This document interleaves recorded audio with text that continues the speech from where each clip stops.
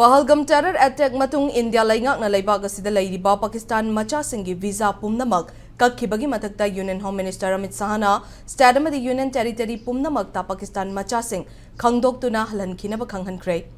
SHAH की मखा film personality journalist pilgrim महिरो याउन वीजा मखल तरागमरी की मखादा लैबाक असिदा चंगलकपा पाकिस्तान मचासिंग खंगदोक्तुना मरमदमदा हलनखिनबगी थबक पाइखटपा हौनख्रे। खोंथांग असगी मनुंग चन्ना गुजरात अमदी ओडिशादा लैबा पाकिस्तान मचासिंग मसागी मरमदमदा हलनखिबगी थबक चथरी।